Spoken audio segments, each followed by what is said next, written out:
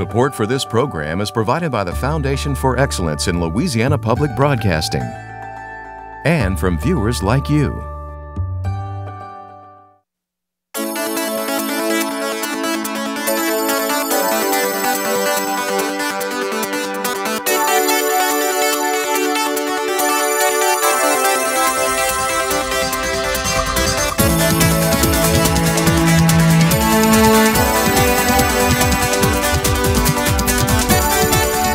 Hello and welcome to Louisiana Public Square. I'm Beth Courtney, president of LPB. Joining me for our discussion tonight on vaping in Louisiana is LPB's news reporter and anchor, Andre Morrow. Andre, glad you're hosting tonight. Glad to be here, Beth. Thank you so much for that.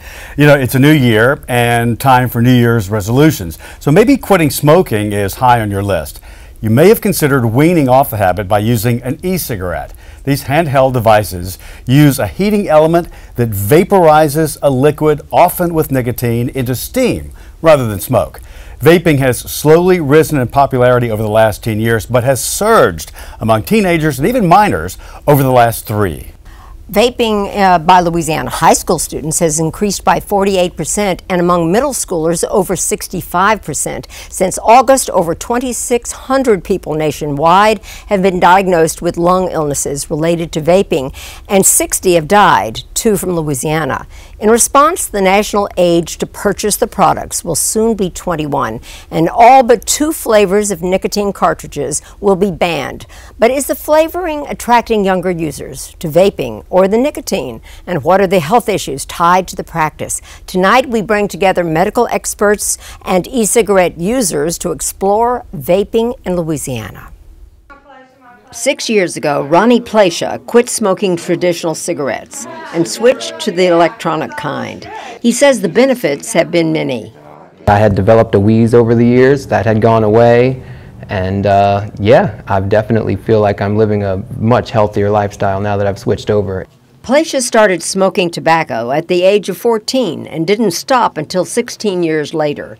Since moving to vaping products, he says he no longer feels sick, doesn't smell like smoke, and isn't ingesting as many chemicals. All vaping is you have a heating element and you have your wicking element. Your wicking element is going to saturate that liquid, and then as you press the button, you're sending power to that heating element, and it just heats up the liquid that's on the cotton, and it turns it into a vapor, and then lets you inhale. Placia initially used prepackaged flavored nicotine pods, but soon moved to customized flavors like those sold at Big Chief Vapor Products, the store he manages. Tobacco flavor is their least common choice. So that is only 2% of our customer base that smokes tobacco flavors. So that leaves 98% of our customer base, me included, that use fruity, desserty, custardy flavors. In Louisiana, vapor products are only supposed to be sold to adults aged 18 and up.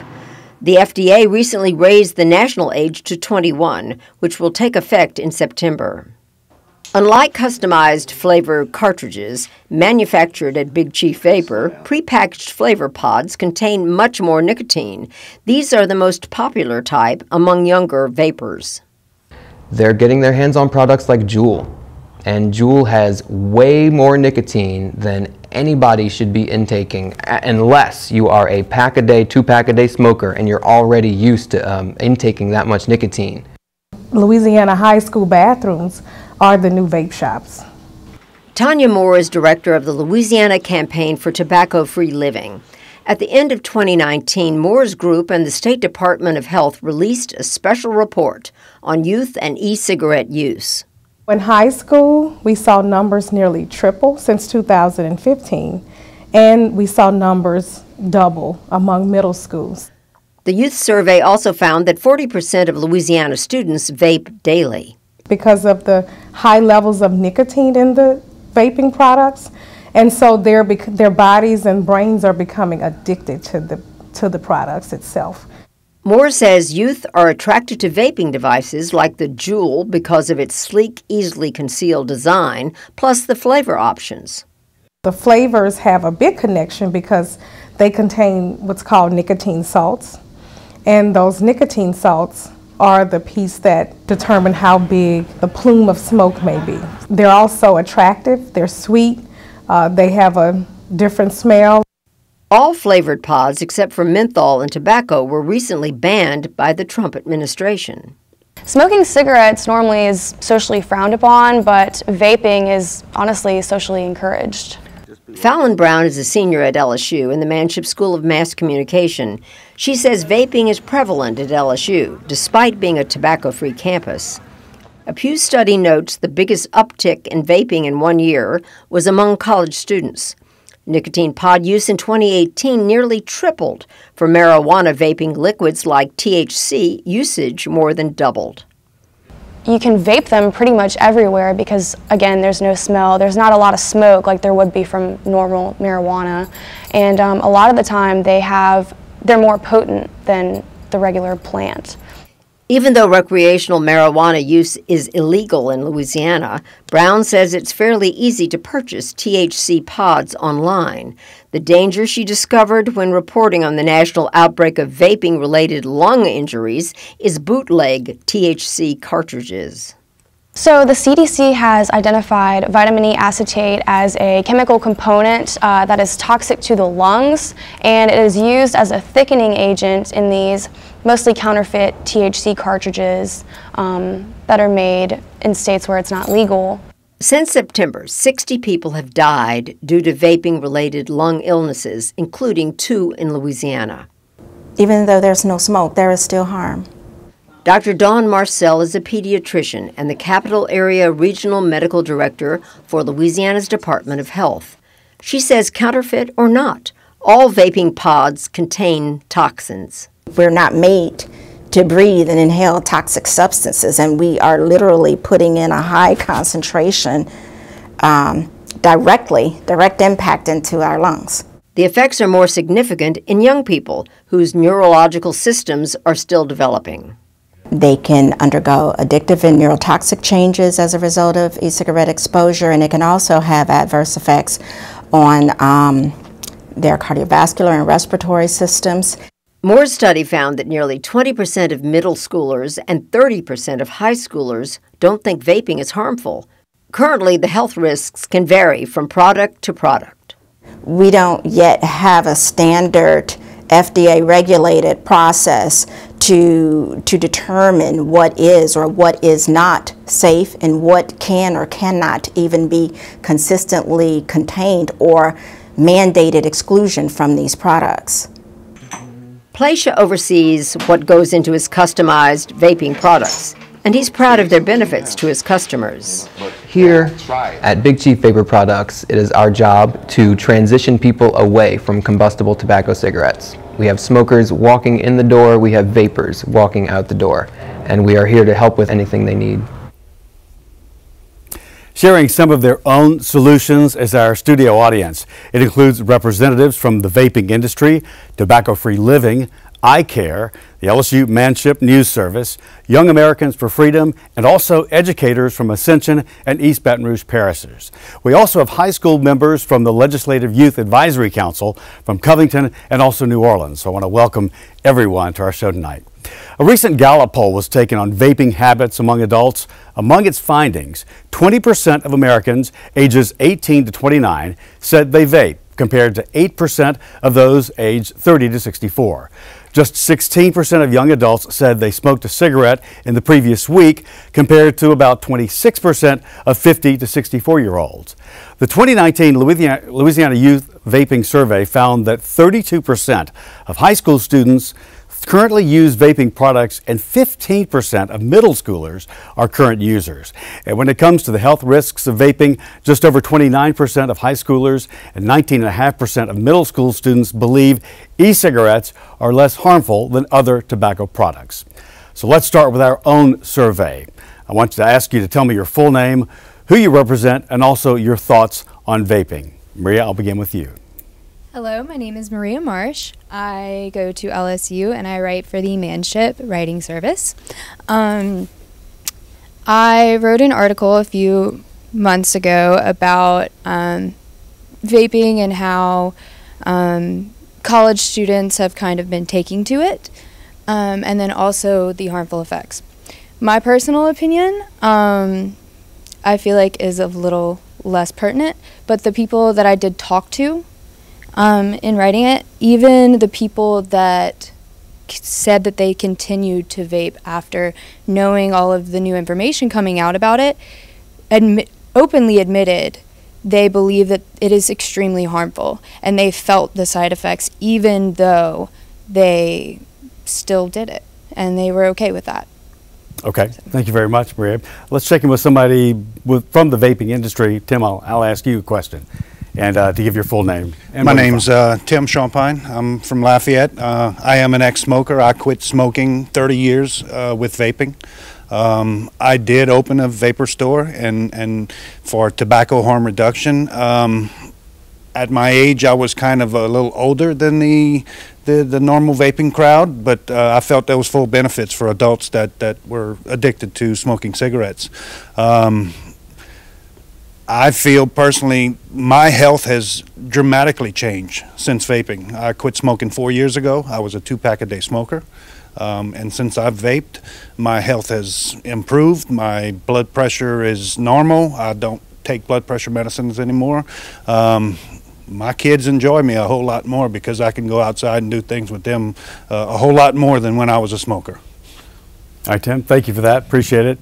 Kenyatta, let's go to you. Get your full name and who you represent and your thoughts. My name is Kenyatta Royal, and I represent the Louisiana Campaign for Tobacco-Free Living.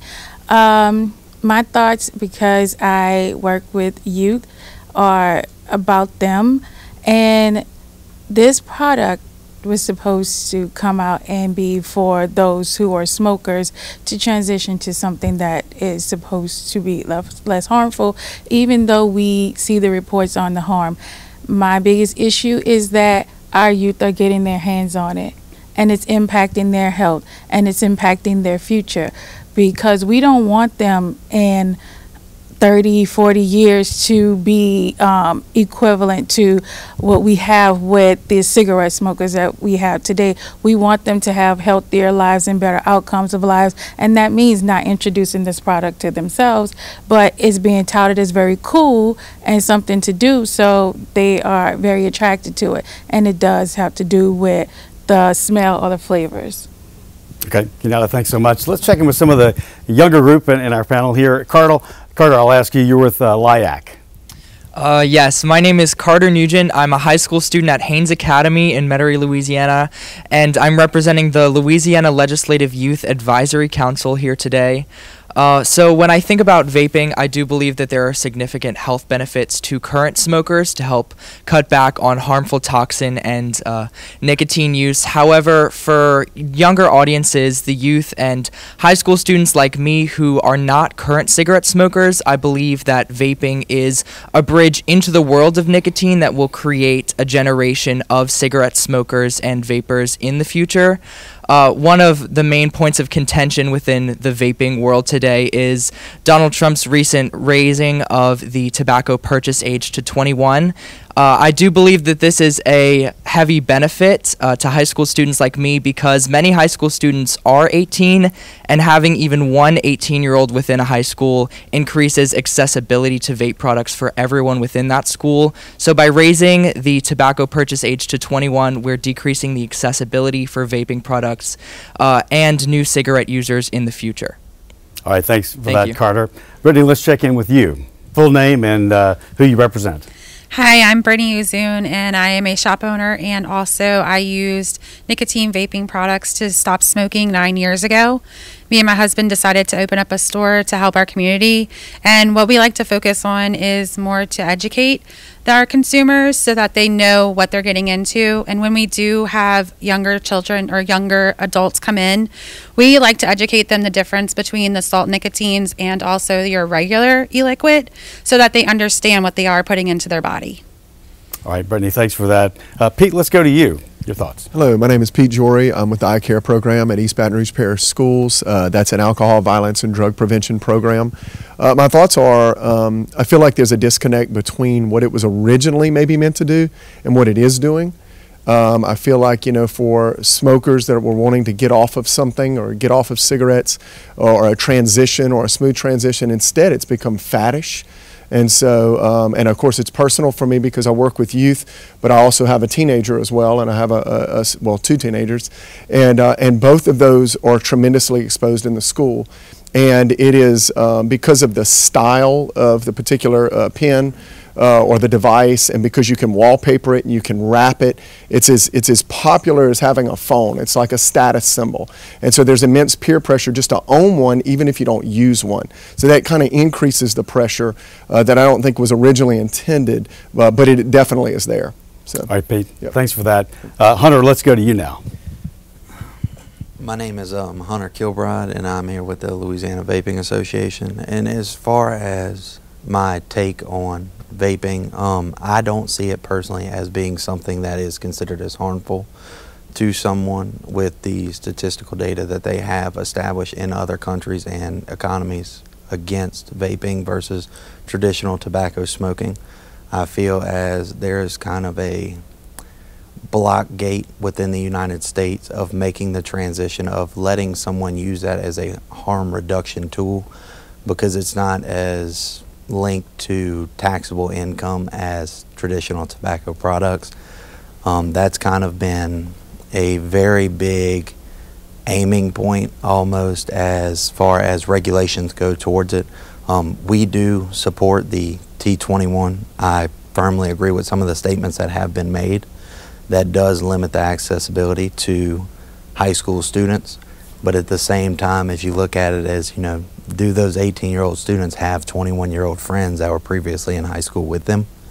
So I think that it would be a great thing, and it will limit it tremendously, and that will help the youth as far as that is concerned.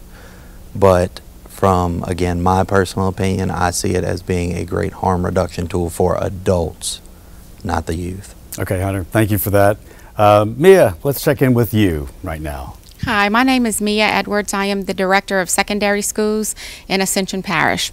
My take on vaping, the harm reduction tool probably is the how it initiated and the purpose that it came about for.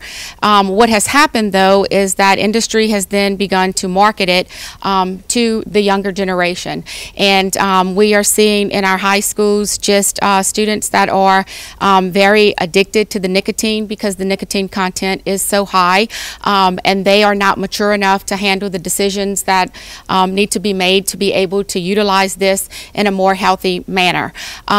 I do agree with your statement that was made earlier about raising the age to 21. However, alcohol is the age for alcohol purchase is 21 as well, and that's another thing that we fight in our high schools today. So when it's something that kids want to do, they're going to find a way to do it. Will it curtail it some? I think so, but I don't think that that's going to be the answer to our problem. And so I do think that we have an epidemic on our hands, just like smoking probably was back in the 50s and 60s, and we have to find a way to combat what's happening to our youth today. Okay, Mia, thanks so much for that viewpoint. Grace, let's check in with you now. Hey, my name is Grace Bordelon. I'm a senior at LSU, and for my senior capstone project, which is our final project, a group of students and I chose to do it on tackle the issue of vaping. And it was a group of us. Some of us I had not personally ever used vape, but some of the people in my group had, and we decided it was a really big problem on campus. So it was something we'd all been exposed to.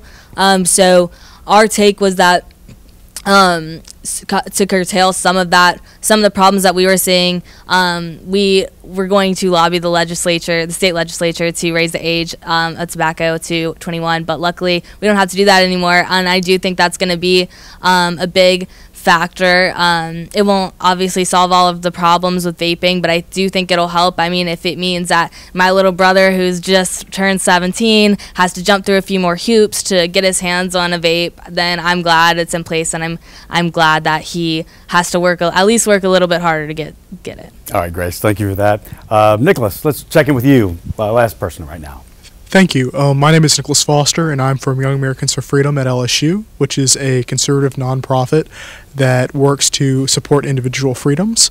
And I believe that vaping does have its benefits for people who have been habitual smokers throughout their lives, and it is a proven tool that can help them wean themselves off that addiction. I do understand some concerns that other speakers have spoken on about younger generations getting hooked, but I think past the age of 18, people should be able to take that decision in their own hands. All right, Nicholas, thank you very much for that. That is all the time we have now for this portion of our show, but when we return, we're going to be joined by a panel of experts to further discuss vaping in Louisiana.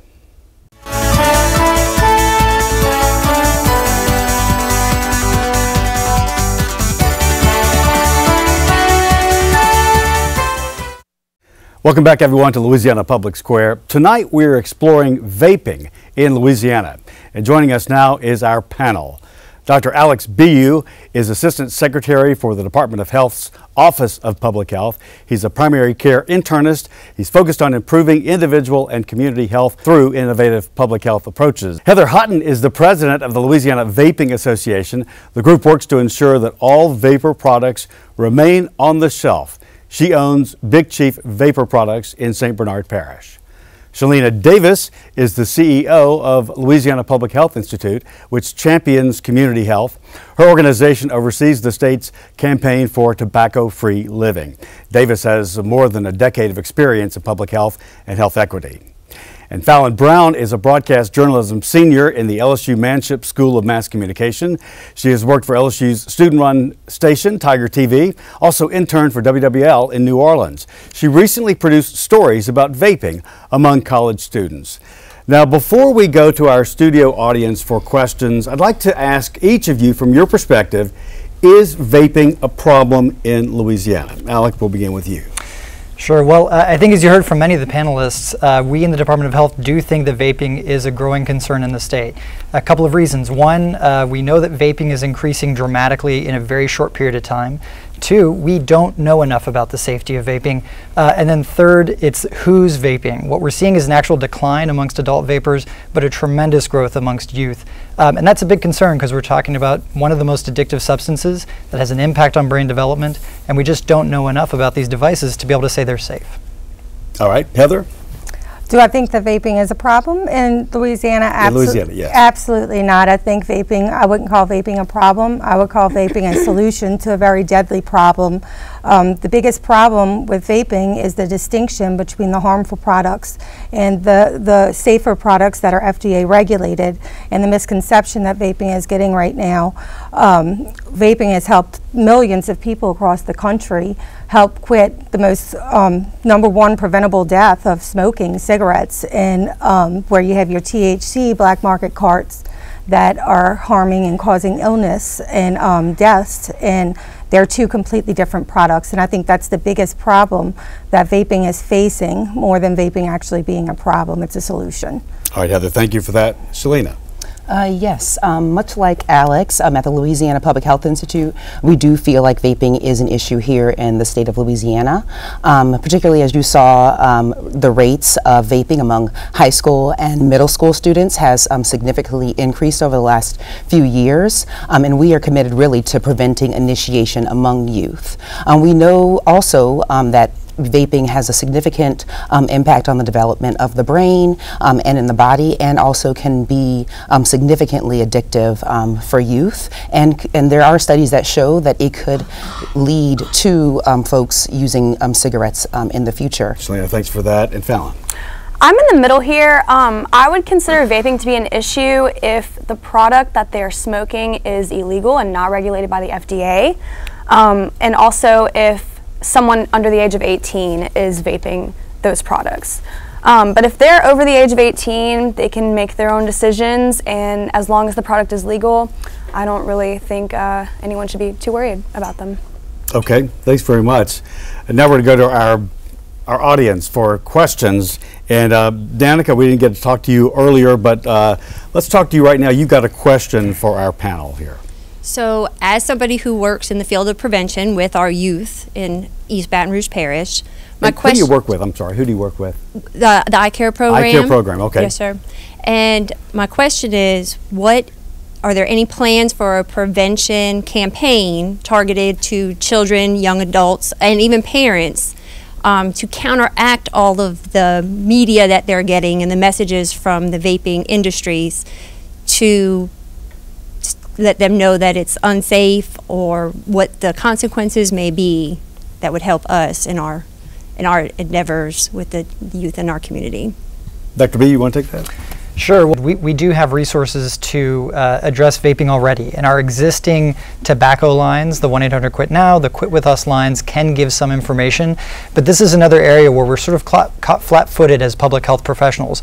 We don't know enough about what it takes to get somebody not to vape. As you heard earlier, some of the panelists and in the video noted just how much nicotine is in a Juul. It's essentially like smoking a pack of cigarettes in a single device. And so that's a level of nicotine that when you think about, a patch, we're talking about the strongest patch from the beginning, and that's still a nicotine delivery device to a youth. So this is an area that we have resources for tobacco from the cigarette era, but I think we are actively trying to understand what's the right way to connect with people, what's the right way to get people off of nicotine, especially our youth, and we don't have the right answer yet. Okay, Shalina, you want to also discuss her question?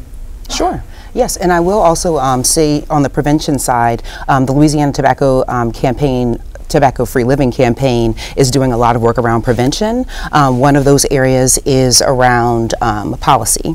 So we're really urging Louisiana lawmakers as well as education leaders to really help us with promoting smoke-free ordinances. All across the state, we work with cities, villages, townships, and the like to promote smoke-free ordinances. Right now, about 25% or 1 million people out of 4 million are covered with a smoke-free ordinance across the state, and we still have 75%, 3 more million people to go, and that includes, for the most part, vaping as well.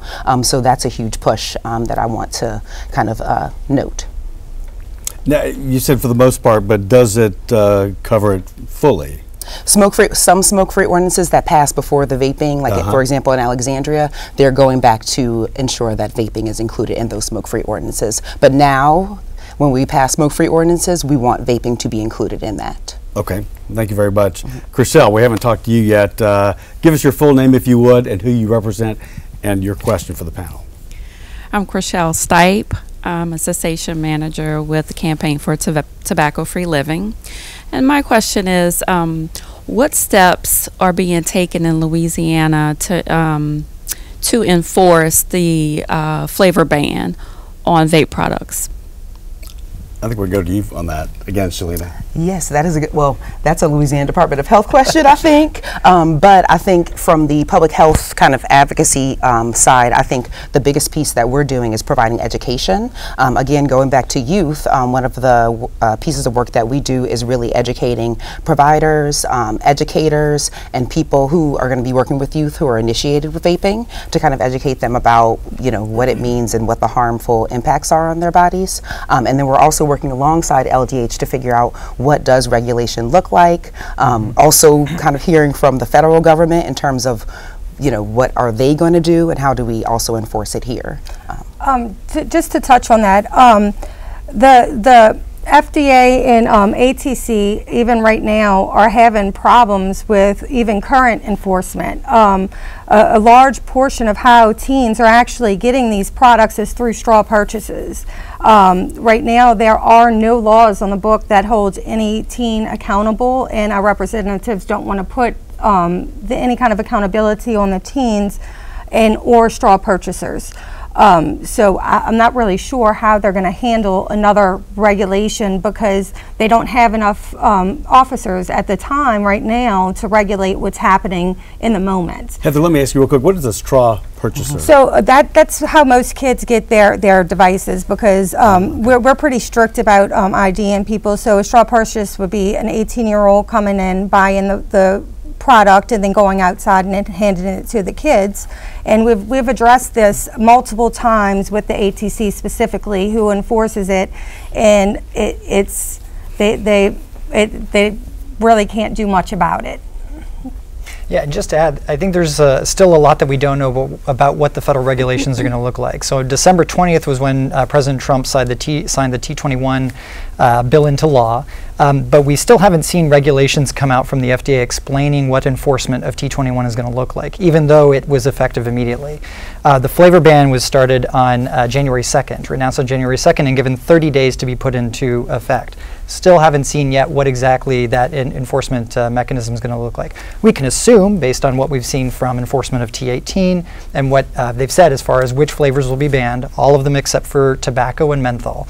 But we're still eager to see that, and then currently working with ATC to define at the state level for state enforcement what kind of legislative action needs to be taken in addition to that federal action. I've got a couple of additional things. I want to ask you something, and Fallon, I want to get to you, but Heather, what would the flavor ban do to your business? Well, the flavor ban, I think, because you make some of those I manufacture, absolutely. Okay. My flavors aren't actually subject to the flavor ban. Okay. So I think that's a misconception. He's only banned the pods, which would be the Juul, the Junos, it's only the pod devices, which is completely separate. There's a lot of different components when you look at the vapor industry as a whole, and you have open system devices and the closed system devices, which are going to be the ones that are banned. That is going to really hurt the convenience stores and more than me personally. What about as this issue evolves and there could be changes in law, say a flavor ban would impact you, would that be the end of your business? Oh, absolutely. 90% of my sales are flavors. Okay. 90% of my sales. 100% of my customers are 18 or older, and I sell 2% of tobacco and menthol, and the rest, 90%, all adults, is all flavors. Okay. Thank you. Yes, jumping on 2 points there. So one, I'd say we don't know what sales would look like without flavors, because flavors have been there from the beginning. We are talking about one of the most addictive substances on earth. I'm a primary care physician. I can tell you I've treated patients who have recovered from heroin addiction and we're still smoking. Nicotine is tremendously addictive. So the idea that business would disappear without flavorings, I think we would have to explore a little bit further. The other point that is of concern for me is you heard a little bit about the e-cigarette and vaping associated lung injury, those illnesses that we're seeing around the country. Those are usually from products that somebody has manipulated. Now, in this case, it's not a shop like you saw where somebody looked to be doing good techniques, but those vaping liquids where somebody is potentially adding an additive to it, that's what's driving that epidemic. And so if they're not all good actors, we're concerned that there's no regulation of that industry. And that's an industry that actually is causing harm and death. Fallon, I want to ask you, let me ask her something real quick, because you've done reporting on this with students. What were you finding, students, about flavors and vaping in general? So I'm kind of on her side with this. I think that, adults like flavors just as much as kids would, but if you're addicted to nicotine, you're addicted to nicotine. You're going to smoke it whether it tastes like menthol or tobacco or fruit punch or whatever, So if somebody wants it, they're going to get their hands on it if they're addicted to it. It doesn't matter what flavor it is. Okay. Heather? I just wanted to ask you a question. So, like you were saying, the illegal black market cartridges is what it has called. And the CDC came out on the 17th and stated that we were very concerned because I know the Louisiana Department of Health website still does not reflect that statement. And I don't think I'm supposed to be asking him a question, huh? That's all right. But are y'all going to update that statement to reflect what the CDC says? Because I think a lot of people have the misconception right now that it is the regular vapor products that has caused these illnesses and these deaths, and people who are adults who could be coming to get nicotine replacement therapy, harm reduction, aren't, because they're scared. And I went to the website and I was like, well, I would be scared if I didn't know what was going on either. And I just wanted to see if the Department of Health was planning on updating that soon. So we do update that website actually on a weekly basis, and we link to the latest CDC reports. And just to point out, even though the CDC did find most of the cases involved use of a vitamin E acetate containing vape, 96%. There's still some that only had tobacco in their history. They said all they used was unadulterated tobacco products. And so there is still a question there of what exactly is causing the concern. So we can't definitively say that you're safe if you're just using a pod that's just tobacco. And that's why we won't update the website until we know what's safe, to leave that, to remove that element of doubt. What was 96% that they found, and the ones that did say that they weren't using THC were under the age. So that's kind of, you know, okay. Based off the samples, what we know is that there was some proportion that had reported just tobacco use, and then that's significant, and we can't ignore that. Okay, let's go back to our audience now. Leslie, we haven't talked to you yet, so please give us your full name, and what's your question for our experts? My name is Leslie Clay, and I am with Louisiana Campaign for Tobacco-Free Living. And my question, you've already talked about this to some extent, but with the single-use flavors, I just wanted to know what that looks like if we were to basically go after all of the flavors as opposed to just a single use, and also just the research. We don't have 20, 30, 40 years of research concerning vaping, and that's a concern as well. What does that look like, and how do you think that will impact things over the long term? Because right now, we're looking at the short term. I do the tobacco education in Region 2 where we are today, and that's just a concern after studying everything that has to do with smoking. Dr. B, you want to take that first? Sure. So again, I don't want to state in either direction what would happen if we got rid of flavorings. I think from my standpoint, I'd feel a little bit more comfortable that it's unlikely to be as attractive to new vapors who would start vaping primarily, and especially youth. I think we have data from our mutual survey on youth use of vaping that said, not surprisingly, about a third of people who started vaping in middle school and high school were influenced by their friends and families, so peer pressure would probably be everybody's number one guess. But number two was flavoring. 20% of folks said they started because of the flavoring. So I think if we eliminate that, we would likely see a big impact on the number of people who are starting to use vaping products, not coming off of tobacco products, purely for the flavorings.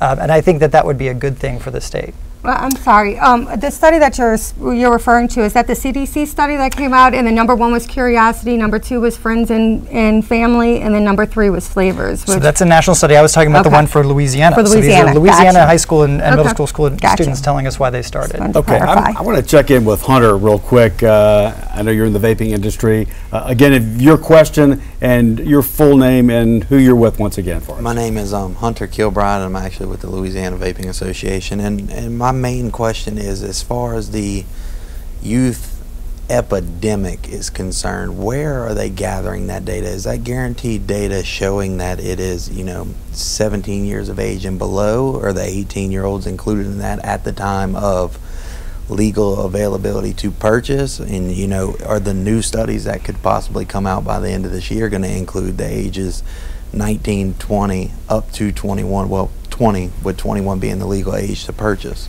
So are those statistical values going to go up because now they're going to include another 7.8 million people in a study?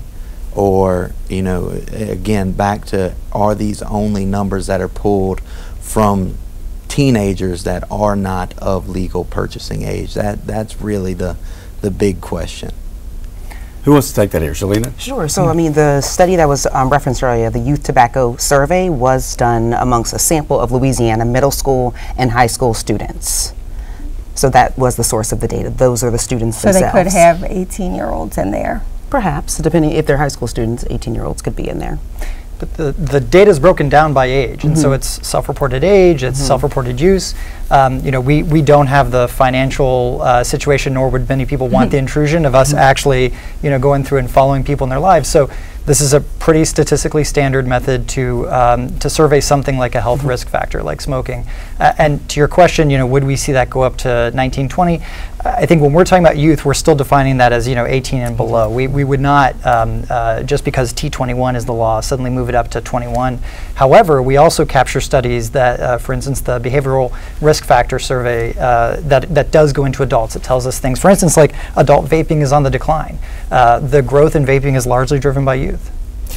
I have a question.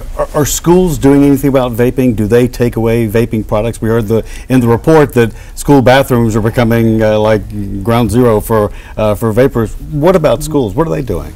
Yes, so at the Louisiana Campaign for Tobacco-Free Living, we have our youth cessation coordinator who's here in the audience, who is doing a lot of work with schools, doing training of educators, training of the parents, training of youth themselves around this. Also, if you're talking about enforcement, we actually had a conversation earlier in the green room about if it actually happens. So I'm not sure if some teachers can't even tell what devices are actually vaping. They look like USBs or everyday devices, so it's a bit hard, but others may be able to kind of respond to that question. Well, I might go right to who you were talking about. Yeah. Kenyatta? Schools are doing their best to get vape products out of the hands of their youth. So we have found that now educators are being educated on, like when they come together and they do their big workshops, they're all being educated on what vaping is, what to look out for. It's no longer just look out for this cloud of smoke, it's detecting a smell. And I've gone to schools where they said they have shut down the hallways if they smell a certain smell and start checking all the kids, because they know that these devices look like everyday devices. So they are finding the products, they're taking them away. There was one school that does drug checks, and when they check for drug use, they also check for nicotine use. So they're doing their best to get these products out of the hands of students, and they're taking them away as they can, right? As they can. They can't always. It's that easy to do. Them up. I want to get to Bridget and tell us, please, your full name, your question, who you represent with this. Hi, my name is Bridget Seegers. I represent the Louisiana Legislative Youth Advisory Council. My question is, today there's a lot of anti-vaping media in circulation, but what is the most effective way for youth to be marketed away from vaping? I mean, I can share something that Louisiana Public Health, through the Louisiana Campaign for Tobacco-Free Living, is doing. We actually, media is an interesting and effective tool to help, especially within this population. And we actually released and launched back in the fall a campaign called Fool.us, F-U-U-L, to kind of be a play on Juul. And it basically provides a little parody about, vaping and the harms of vaping, and then also has a call to action to help people quit smoking, provide them with resources, and also to sign up to help us really impact vaping across the state. So that's one thing that we've done at the state level to kind of help that. And Fallon, let me ask you more directly to her question. Did you find a target for people vaping? Like a target age? Well, a target group, yeah. I can say from experience that being a college student, pretty much everyone around me vapes. It's a very prevalent part of society right now, socially and whenever you're by yourself, because you're addicted to it. That's the whole point of it. The nicotine, you get hooked on it and it's really hard to quit. What is the place that is driving you there? Is it advertising? Is it social media? No, I wouldn't say it's advertising. I would say it's definitely in your social circle. Oh, okay. You're out, having fun at a football game or whatever, and your friend has one, and they're like, "Oh, well, do you want to try it?" And you sort of mentioned that everyone's doing it, so it's all around. Yeah, and peer pressure does kind of get to you. Okay, all right. Do you vape yourself? I personally do, but I've tried to quit multiple times, so I'm getting there. Okay. But I will say that it's the new cigarette. It may not be as harmful right now that we know of, but either way, you're still smoking. You're still putting steam or combustion, smoke, whatever, in your lungs. And you mentioned you've tried to quit. Yes, I've tried to quit multiple times, and I always come back to it because it's in my social circle. It's so pervasive around me. All right. Thank you so much. Let's go back to our audience now. Tim, you have a question? Yeah, I do. Just to touch on how do we teach youth, or what can we do to change the appeal of vaping to youth? We can follow like Europe. the UK has switched their whole model over to tobacco harm reduction. They don't have a youth problem with vaping in Europe. They have the most successful amount of smokers that have transitioned over to vapor products in the quickest amount of time. They've have, I don't know the exact numbers, but they have remarkable numbers, and they plan to be cigarette free and by 2030, I think it is, which is great, you know, that we're doing that for adults in Europe. But Europe doesn't show puppets juuling and have these commercials on TV that's, you know, parodies, and we don't have all of the posters in every school bathroom that's so your advertising. Question is well, I was answering her question. Okay, yeah. I'm sorry. Your question, though, yeah, that you have. For my question that I wrote earlier is on enforcement, and Heather kind of touched on that, and I know we don't have enforcement here. We don't know what the enforcement is going to look like, but there's no accountability. There's, you know, you get caught with a device as a youth, they take it away, no big deal. You know, most schools don't even call the parents to let them know what was going on. So I think that there needs to be some type of a penalty, something that you know. When I was young, it was smoking. We had the same issues, the same peer pressures from social circles, you know, but we never had an enforcement policy in Louisiana that penalized or made something that, you know, accountable for youth. To me, you would have, you know, better success if they had something to lose if they get caught with Let's it. direct that to Heather, because you're a store owner. So what are you finding with this question here? So basically, to deter the teens, I guess is what he's saying, is we need to enforce the current, we need to enforce and have accountability for the straw purchasers and the teens and the teens to be able to stop the children from getting it. Right now, what Tim's trying to say is that there is no accountability, and I think Mia was saying you disagree with that? I disagree with him saying that schools did not issue consequences to students or did not call parents if they caught a student with a vape or juuling. I can only speak for my district, and we do call a parent every time. We do take it. We do have teachers on duty in the restrooms between classes because it's so rampant on our campuses. And your district is? Ascension. Ascension, yes. But I'm sure we are very much like most districts across the state and across the nation trying to fight this battle. What is y'all's consequence? So if a student does... It can depend, but it can be as much as a Saturday detention, it could be a suspension, and it can be an expulsion. What we find sometimes our kids are vaping, but it's the THC that they're doing. They put it in their, you know, sweatshirt, and you can't see it, you can't catch it, and so we do have to do trainings with our teachers on what to look for. How do you If y'all ever need help with that, we'll be more than happy to come and bring you the new devices and stuff. You didn't ask me for my question, but that really was what. Well, let's go to your question then, all right? And I do want to ask you this question. You're talking about detention, things that can happen. What if they were caught drinking? Or more. How does that compare to? So drinking, because they are, and for some of our kids they are 18, but drinking, it's a recommended expulsion. Okay. And so, you know, in some cases, if they have THC this oil. This does not go to that level though, unless. Well, it could be if they have the THC oil in their pod, which becomes an issue because how can we prove that that's what it is? And it just becomes a legal issue as to is that really what it is? Do we know that that's what it is?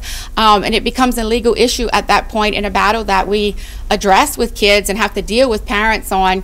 Is that really what the substance is? Are there any rules for smoking a cigarette? So smoking a cigarette, they get the same thing that they get for the vaping. They get either the Saturday detention, or they get suspensions, and then ultimately it could lead to. So Mia, let me say, y'all are doing more than the actual police are right now. We are fighting this a great deal. We have had all of our high schools have advisories where we teach lessons. We've had focus groups with our kids. We've partnered with the Sheriff's Office. We've partnered with the Tobacco Cessation Organization. We've partnered with our local hospital, Our Lady of the Lake Ascension.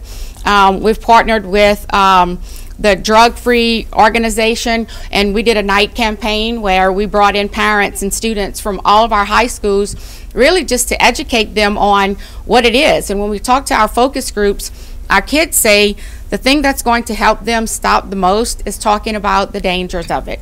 And that's the thing that drives them to say, I might stop, because Did we get your question? Did we get your question? My question was, both of you talked about resources. I'm sorry. It's a great topic, huh?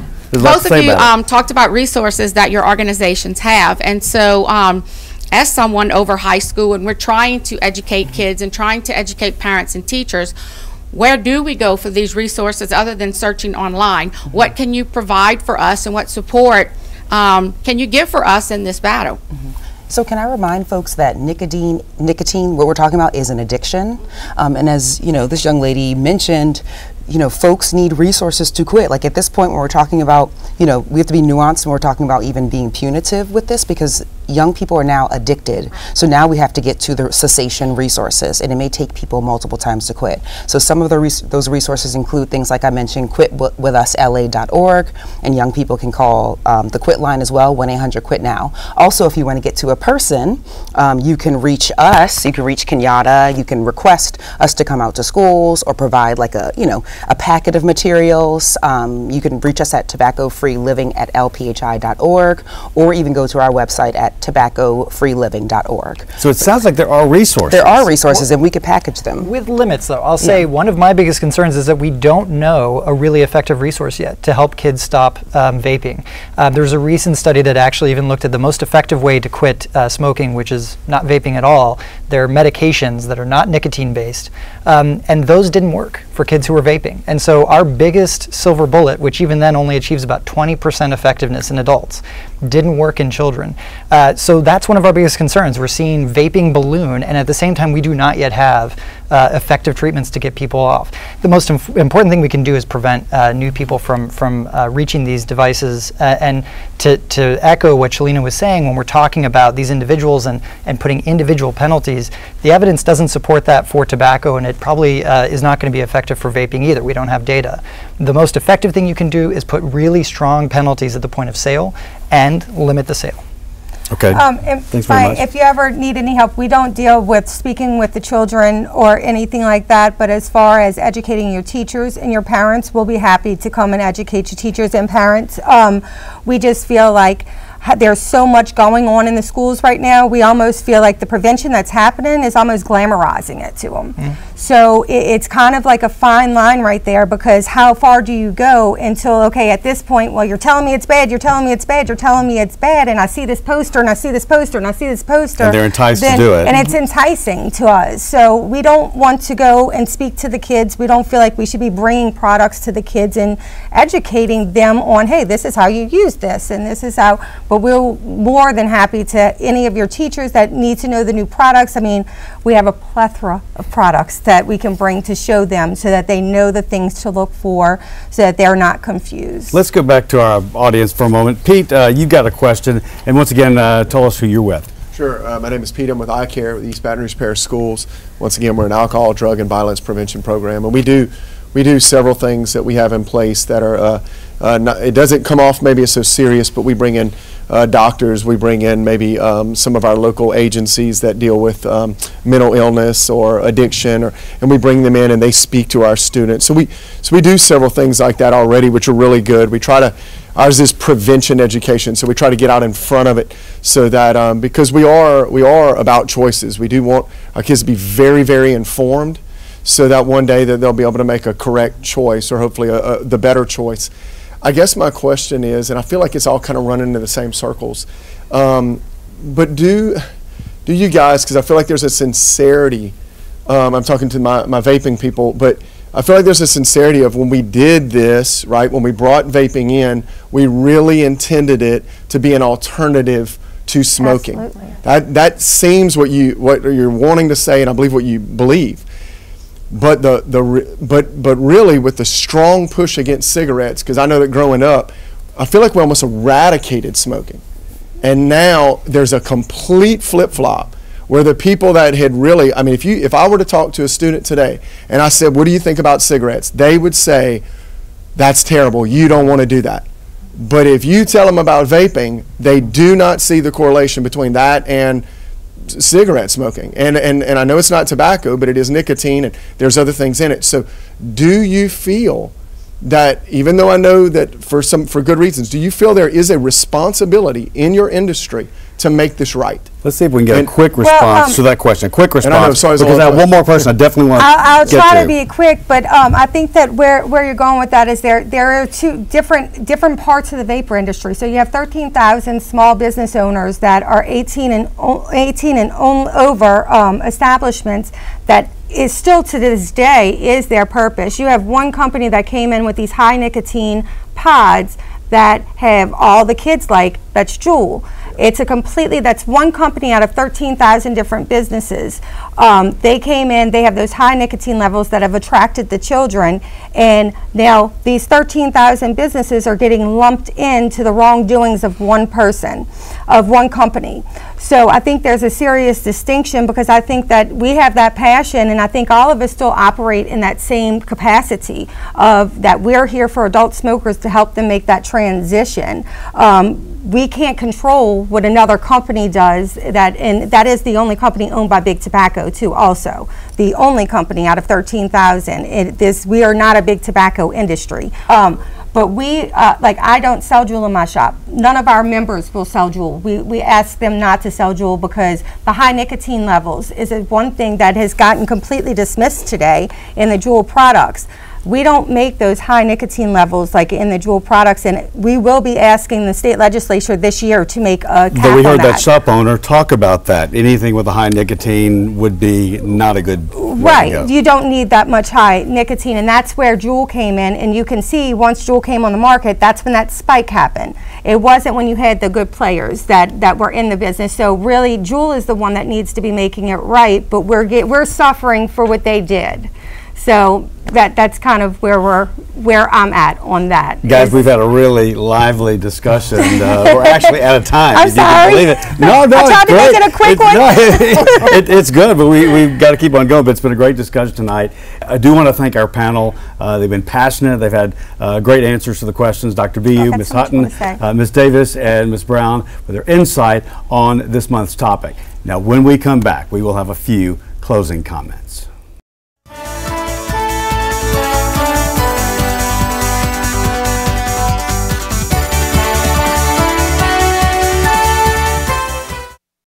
Well, Andre, I learned an awful lot about a topic I knew virtually nothing about. And so much more to learn, right? Absolutely, and I think we're going to be seeing more in the news and certainly in policy conversations, and as our physician indicated, we'll probably research. We don't know all the implications of some of this, and so yeah, absolutely. Coming up. And whatever that mark is that you need to know which way to go is something that needs to be established. Right, well, my suggestion, of course, is to get Joe Burrows to say don't vape. I mean, that seems to be, sports figures or somebody seems to be an implication. Yeah. Well, that's all the time we have for this episode of Louisiana Public Square. We encourage you to visit our website at lpb.org/public square. You may comment on tonight's show by clicking the Join the Conversation tab. We would love to hear from you. Now, last year, multiple state websites were cyber attacked, triggering a shutdown. 4 school districts in the city of New Orleans also saw their computers breached. The Department of Motor Vehicles also. So how vulnerable are Louisiana's computer systems, and how can they be protected? Louisiana Public Square looks for answers on that topic. Hacked. That's Wednesday, February 26th. We thank you for watching us, and have a great night. Good night, all.